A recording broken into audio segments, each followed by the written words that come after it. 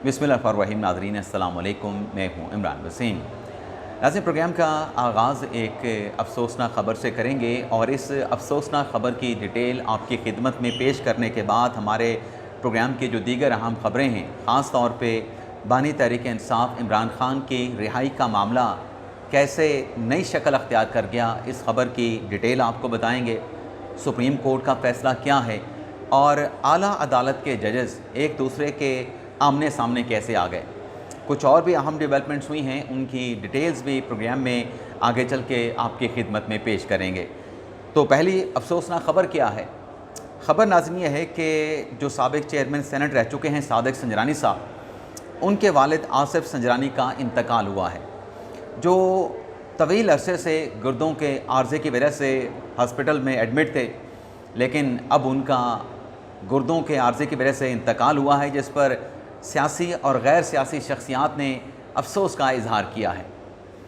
अब नाज़रीन आते हैं सैलाब की मुख्तसर सी बात कर लेते हैं। भारतीय हाई कमीशन इस्लामाबाद की जानिब से एक नया अलर्ट जो है वो जारी कर दिया गया है कि भारत की तरफ से दरियाए सतलुज में मज़ीद पानी जो है वो छोड़ दिया गया है और इस सैलाबी सूरत हाल को लेके जो NDMA का इदारा है, प्रोविंशियल डिज़ास्टर मैनेजमेंट का इदारा है, उसकी तरफ से 5 सितंबर तक जो है इस बात का ख़दशे का इजहार किया गया है कि जो दरियाए चनाब है, जो दरियाए सतलुज है और जो दरियाए रावी है, वहाँ पर सैलाब की सूरत हाल जो है वो बरकरार रहेगी। इस वक्त की अगर हम बात करें तो हेड सुलेमानकी के मकाम पर 5 लाख क्यूसेक का रेला जो है वो हेड सुलेमानकी से गुज़र रहा है। और अगर हम डैम्स की बात करें तो तरबैला डैम जो है वो 100% तक भर चुका है, बंगला डैम जो है वो 83% तक भर चुका है। और सिंध हुकूमत का ये स्टेटमेंट आया है कि उनकी हुकूमत की जानिब से सूबा सिंध में 9 लाख क्यूसेक तक जो सैलाब है उसके जो मुतासरीन हैं उनके रेस्क्यू और रिलीफ का जो काम है वो मुकम्मल कर लिया गया है। अब नाज़रीन आते हैं पाकिस्तान तहरीक इंसाफ की बात करते हैं। इमरान ख़ान से जुड़ी जो अहम ख़बरें हैं अब उनकी डिटेल आपकी खिदमत में पेश करते हैं। नाज़रीन, पिछले 13.5 साल से आप जानते हैं कि खैबर पख्तूनख्वा में पाकिस्तान तहरीक इंसाफ की हुकूमत है और PTI ये एजेंडा लेके आई थी, ये मंशूर लेके आई थी कि वो करप्शन का ख़ात्मा करेंगे। तो बिला शिरकत गैर खैबर पख्तूनख्वा में पाकिस्तान तहरीक इंसाफ की हुकूमत है, लेकिन आज सुप्रीम कोर्ट ऑफ पाकिस्तान में खैबर पख्तूनख्वा में एक बड़े स्कैंडल का इंकशाफ हुआ है। स्कैंडल क्या है कि 30,000 गंदम की बोरियाँ 30,000 गंदम की बोरियों को चोरी कर लिया गया। यानी आवाम के लिए जो गंदम हुकूमत ने ख़रीद के रखी थी उसको लूट लिया गया, उसमें खुद बुर्द कर ली गई। आज सुप्रीम कोर्ट में 30,000 गंदम की बोरियां चोरी करने के जो मुलज़म थे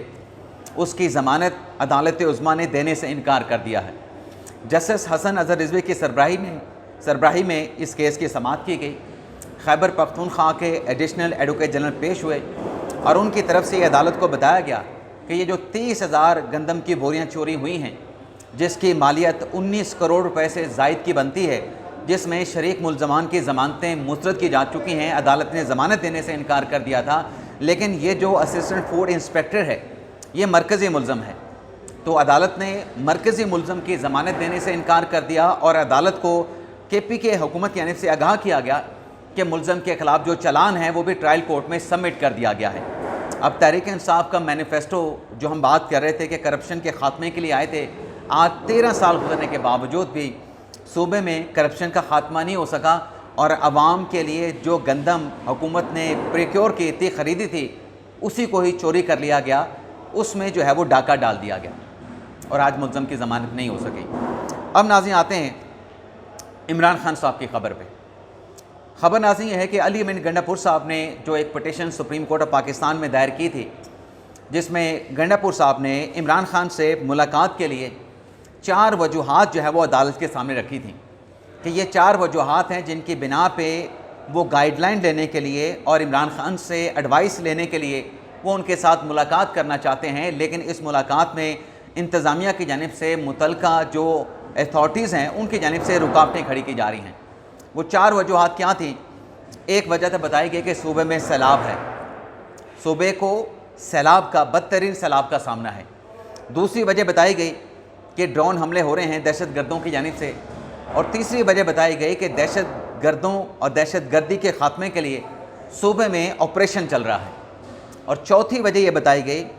کہ جو 9 مئی کے کیسز میں پاکستان تحریک انصاف کے لوگ ڈسکوالیفائی ہو رہے ہیں،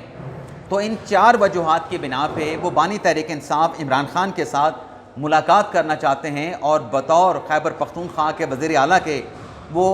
انٹائٹلمنٹ رکھتے ہیں کہ ان کی بانی تحریک انصاف عمران خان کے ساتھ کسی رکاوٹ کے بغیر ملاقات کروائی جائے۔ اور اس درخواست میں گنڈاپور صاحب نے سپریم کورٹ سے کہا تھا کہ نہ صرف ملاقات کی اجازت دی جائے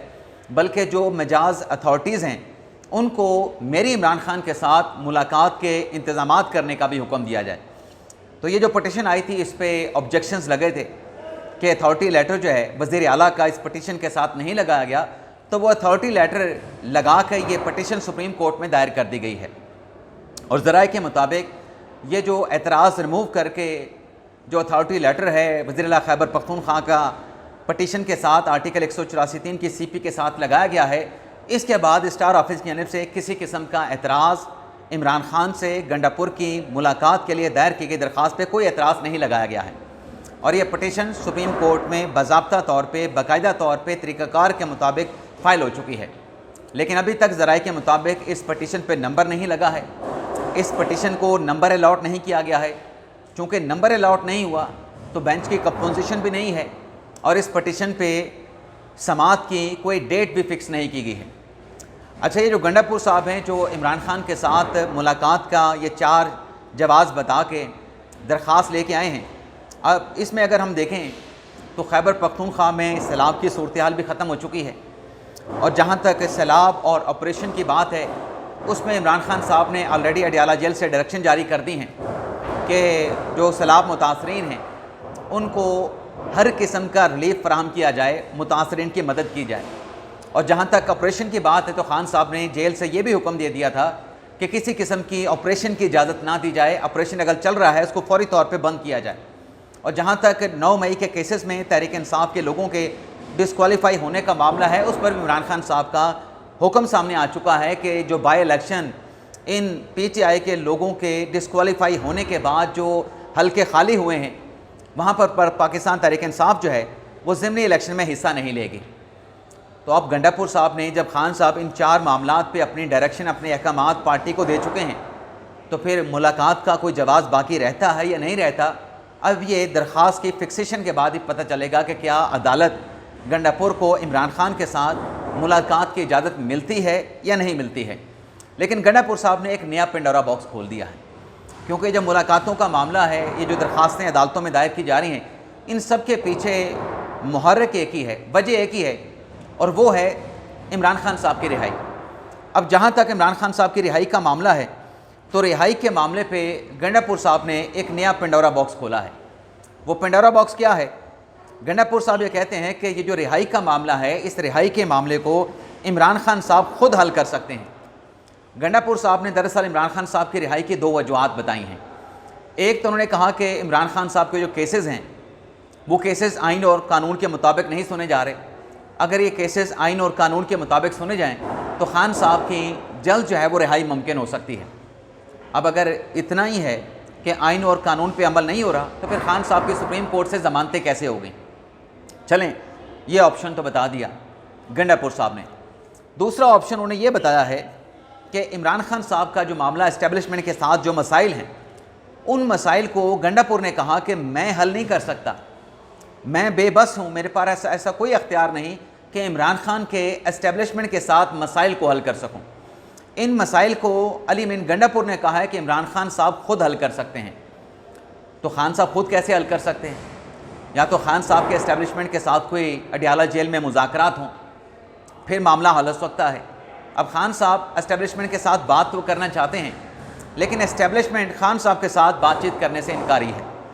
سیاسی لوگ خان صاحب کے ساتھ بات کرنا چاہتے ہیں، حکومت میں بیٹھے سیاسی لوگ خان صاحب کو مذاکرات کی آفر کر رہے ہیں، لیکن خان صاحب ان مذاکرات کی آفر کو ایکسیپٹ نہیں کر رہے۔ یعنی سیاسی لوگوں کی مذاکرات کی دعوت پیشکش خان صاحب نہیں مان رہے، اور جو خان صاحب اسٹیبلشمنٹ کے ساتھ خود مذاکرات کرنا چاہتے ہیں، اس تجویز یا اس پیشکش کو اسٹیبلشمنٹ ماننے کے لیے تیار نہیں، بلکہ اسٹیبلشمنٹ کا یہ کہنا ہے کہ بات اگر کرنی ہے، مذاکرات اگر کرنے ہیں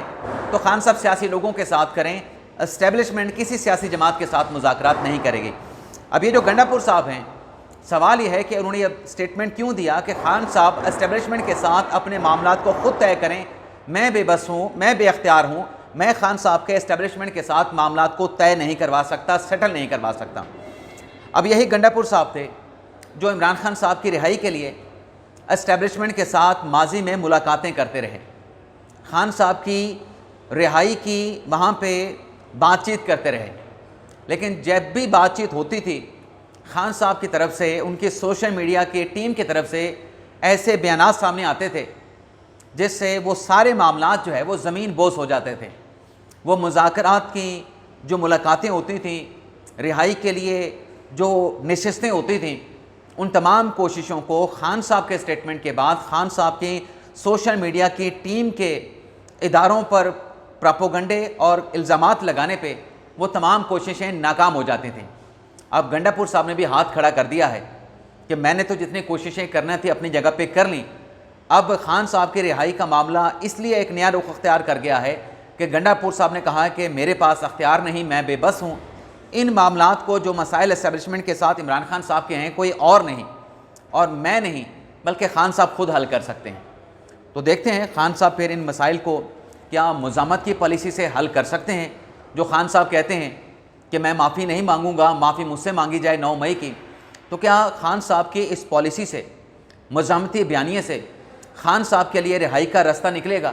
یا خان صاحب کے لیے رہائی کا جو راستہ ہے وہ مزید کٹھن ہو جائے گا؟ آج آپ دیکھیں نا کہ منگل کا دن ہے، خان صاحب کا پارٹی کے لوگوں کے ساتھ، خان صاحب کا فیملی کے ساتھ، لیگل ٹیم کے ساتھ ملاقات کا دن ہے، اور آج ملاقاتوں کے لیے جو فہرست دی گئی ہے اس میں بیرسٹر گوہر کا نام ہے، نیاز اللہ نیازی کا نام ہے، ایڈوکیٹ احمد اویس کا نام ہے، نعیم حیدر پنجوتھا کا نام ہے، چودھری ظہیر عباس ایڈوکیٹ کا نام ہے، عاقل خان کا نام ہے۔ لیکن پچھلے چند ہفتوں کی جو ڈیولپمنٹس ہیں اس کو دیکھتے ہوئے اور خان صاحب کے ایکس پہ آخری سٹیٹمنٹ کو دیکھتے ہوئے لگ نہیں رہا کہ آج خان صاحب کی کسی کے ساتھ ملاقات جو ہے وہ ہو سکیں گے۔ لیکن اسلام آباد ہائی کورٹ میں یہ ہوا ہے کہ وہاں پہ جو ججز کے اختلافات ہیں، جو رپورٹ ہوتا ہے جی فلاں جج کا کیس فلاں کے پاس لگا دیا گیا، فلاں جج سے کیس لے لیا گیا، اور ججز کو جو ہے وہ کیس نہیں دیا جا رہے، ججز کی چھٹیوں کے حوالے سے مسائل آ رہے ہیں، تو جو چیف جسٹس ہیں اسلام آباد ہائی کورٹ کے سرفراز ڈوگر صاحب، ان کی طرف سے اسلام آباد ہائی کورٹ کے ججز کا فل کورٹ اجلاس بلا لیا گیا ہے۔ اور جیسے میں نے کہا کہ اسلام آباد ہائی کورٹ کے 5 ججز نے اپنے چیف جسٹس کے خلاف ٹرانسفر پر آئے 2 ججز کے خلاف سپریم کورٹ میں پٹیشن بھی دائر کی تھی۔ اب یہ جو فل کورٹ کا اجلاس اسلام آباد ہائی کورٹ کے چیف جسٹس سرفراز ڈوگر صاحب نے بلایا، جو کہ کل 3 ستمبر دن 2 بجے ہوگا، اس میں اختلافات والے ججز بھی آمنے سامنے ہوں گے۔ لیکن اسلام آباد ہائی کورٹ سے ایک اور خبر بھی ہے۔ فل کورٹ میں کیا ہوتا ہے، ایجنڈا تو یہ ہوگا کہ نیا جو عدالتی سال شروع ہوا ہے، گرمیوں کی تعطیلات کے بعد جو ارلی ڈسپوزل ہے، مقدمات کا جلد فیصلہ کیسے کیا جا سکتا ہے، لٹیگنٹ کے لیے آسانی کیسے پیدا کی جا سکتی ہے، سستے اور فوری انصاف کی فراہمی کیسے یقینی بنائی جائے گی، یہی ایجنڈا ہوگا۔ لیکن اسلام آباد ہائی کورٹ سے ایک اور خبر بھی ہے۔ وہ خبر ناظرین یہ ہے کہ ایک خاتون وکیل ہیں جو کہ عادی درخواست گزار ہیں۔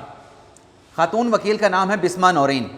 جن کی طرف سے ہائی کورٹ میں پٹیشن یہ دائر کی گئی